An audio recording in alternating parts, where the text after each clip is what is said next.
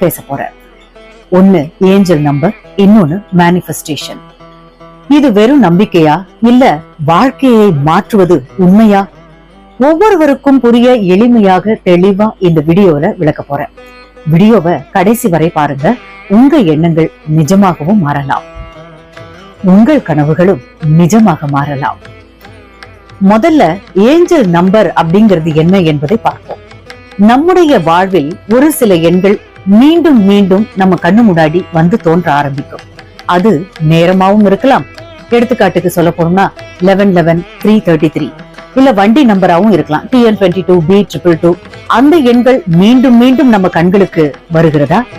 இது சாதாரணம் இல்லைங்க. நம்ம கண்ணுக்கு தெரியாத சக்திகள், அநேகமாக ஏஞ்சல்கள் நம்மிடம் ஒரு செய்தியை தெரிவிக்க முயற்சிக்கிறாங்க.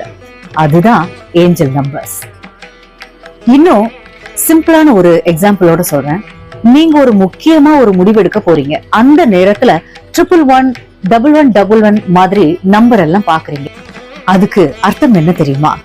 அதுதாங்க நீங்க எடுக்க போற முடிவு சரிதான்னு ஒரு அங்கீகாரம்னு வச்சுக்கணும். இதே மாதிரி இன்னும் சில ஏஞ்சல் நம்பர்ஸ் எல்லாம் இருக்கு. அதுக்கு அர்த்தம்லாம் என்ன அப்படிங்கறத நம்ம பார்க்கலாம்.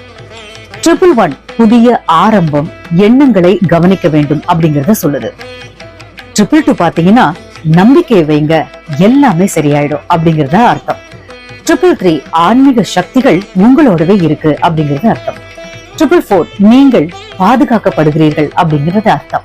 777 பாத்தீங்கன்னா ஆன்மீகத்துல முன்னேற்றம் அடைய போறீங்க அப்படிங்கறது அர்த்தம்.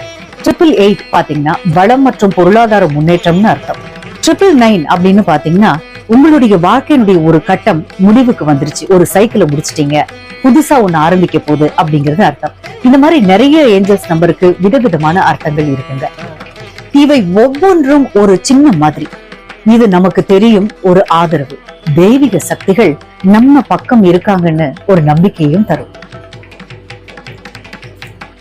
என்ன நிறைய பேர் கமெண்ட்ஸ்லயும் மேனிஃபெஸ்டேஷன்னா என்ன அப்படிங்கறது கேட்கறத நான் கவனிச்சிருக்கேன். மேனிஃபெஸ்டேஷன் அப்படிங்கறத பத்தி இப்ப தெரிஞ்சுக்கோங்க.